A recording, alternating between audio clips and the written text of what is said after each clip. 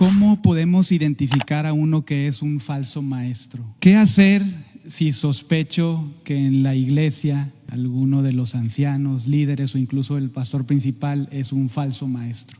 Los miembros de la iglesia tienen una responsabilidad. A veces hay un temor religioso, supersticioso incluso, que no permite que los miembros de la iglesia ejerzan su discernimiento.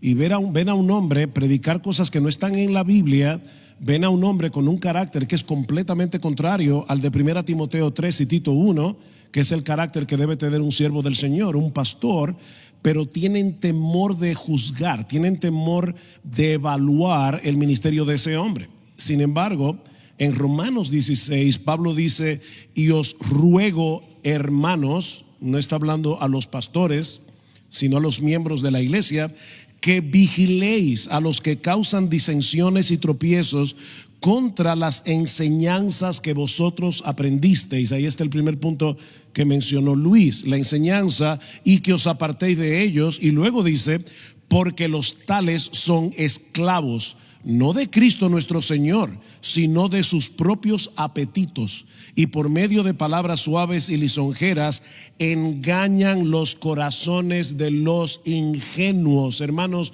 no podemos ser ingenuos. Si una persona está hablando cosas que no están en las Escrituras, porque supuestamente tiene una conexión directa con el cielo, como decía Josías, y su carácter es evidentemente contrario al carácter de la piedad, ese hombre es un falso maestro.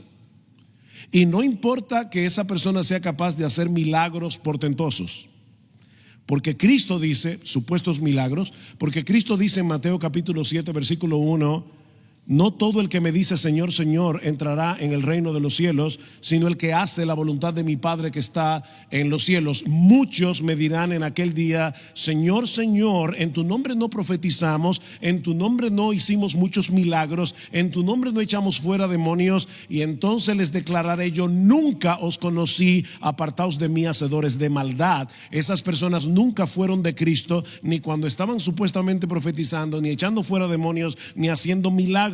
Eran hacedores de maldad y eran falsos maestros. Miren, hermanos, por eso es tan importante que en una iglesia haya pluralidad de pastores, primero, porque los pastores tenemos que pastorearnos mutuamente y velar unos por otros.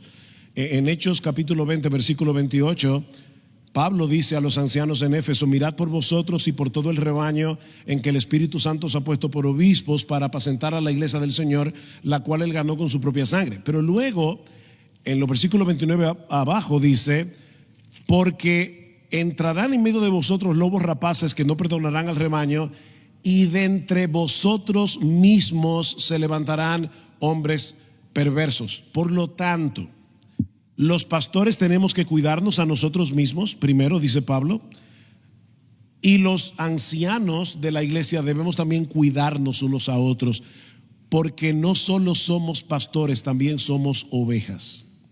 Ahora, si tú tienes la duda de que el pastor, no importa si es el principal o no, es un falso maestro, acércate a los demás pastores. Primero acércate a ese hermano y habla con él, Mateo 18. Pero tienes que tener una base concreta para hacer una acusación de ese tipo, porque no es simplemente que no te gusta cómo enseña, o algo que no tenga que ver con doctrina, o que no tenga que ver con el carácter.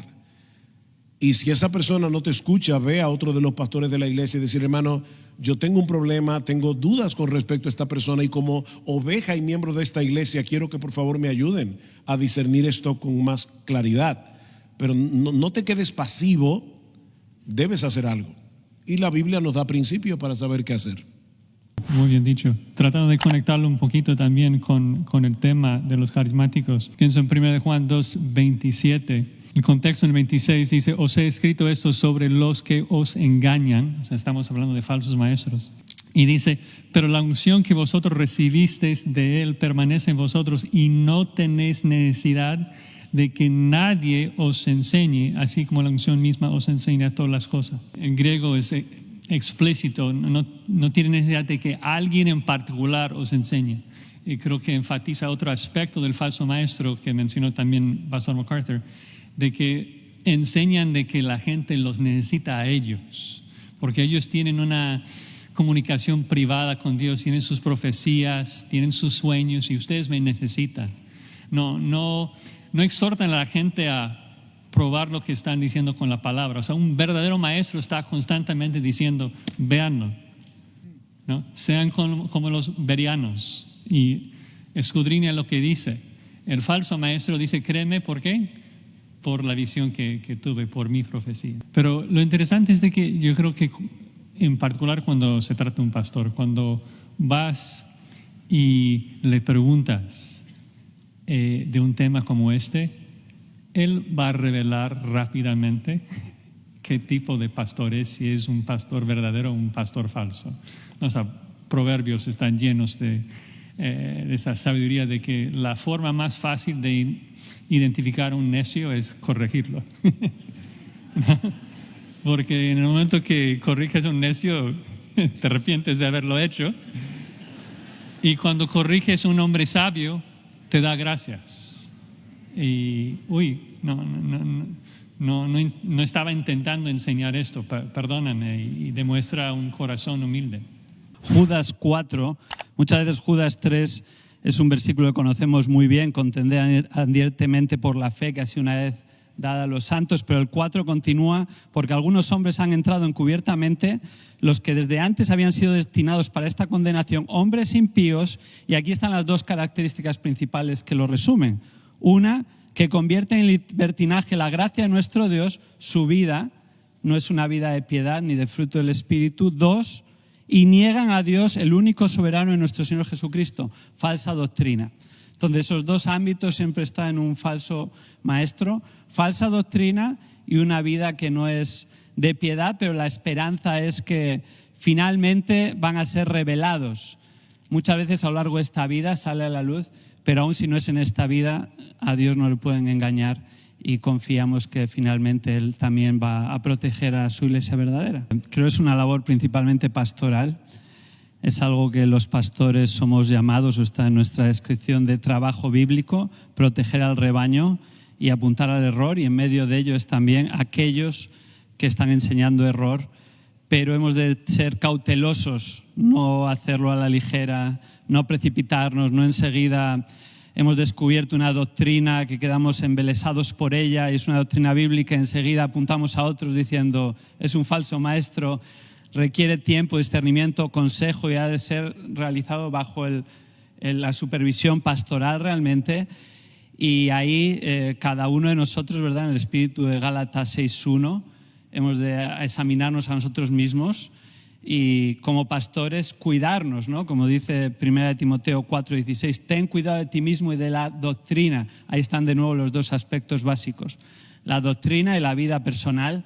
Y bueno, es un llamado increíble que el Señor ha hecho y oramos que el Señor nos sostenga y nos siga usando para su gloria. Y entristece ver a veces cuando hay otras personas que no están cumpliendo ese llamado y hemos de tener compasión también, buscando el bien de los hermanos y el bien de esa persona, pero a la vez seriamente pues apuntando porque la iglesia de Cristo está en juego y el nombre del Señor y su gloria de la misma manera. Creo que hay bastante información en el Nuevo Testamento para eso, desde el Antiguo lo ves, pero está, en resumen, viven para sus apetitos, como decía el pastor MacArthur, ¿no? Para el dinero, para su satisfacción pecaminosa en todo sentido, se ve en su doctrina. En resumen, dos áreas, su enseñanza y su falta de virtud. Y a veces medio lo pueden ahí maquillar, pero al final, como no tienen al Espíritu de Dios, no, es cuestión de tiempo para que salga toda la carnalidad que hay, porque no hay regeneración y por lo tanto el Espíritu no los controla y no tienen la capacidad de producir realmente virtud genuina. Pueden ser tipo fariseos, que por fuera se ven bien y por dentro están llenos de podredumbre, pero al final donde no van a vivir el sermón del monte, ¿no? Donde de corazón lo que más anhelan, lo que más disfrutan, sus motivos, la dirección de su vida no es la gloria de Dios y el servir a la iglesia y evangelizar a los perdidos. Y es solo cuestión de tiempo y observar, por sus frutos los conoceréis. Mateo 7. Decía David, hay que ser pacientes, observar. Y nos dice 1 Timoteo 5:25 que las obras que no son buenas no pueden permanecer ocultas. Enfatizando lo que dijo Sugel, subrayo, porque dice 1 Timoteo 5:19, contra un anciano no admitas acusación, sino con 2 o 3 testigos, y luego habla de, en esencia lo que dijo Sugel, que el proceso de disciplina es el mismo, no hay un tipo de fuero pastoral, no están por encima de la palabra. Si estás viendo un pecado real, como decía Sugel, y lo ves y con paciencia, decía David, y te acercas a él, como decía José, y vas a ver cómo responde, y ya de ahí va a ser o de bajada, o si el Señor quiere va a cambiar, pero es cuestión ahí de tiempo y de, para no intimidarnos, tratar a todos como dice la Biblia y Mateo 18, manteniendo en mente esto, ¿no?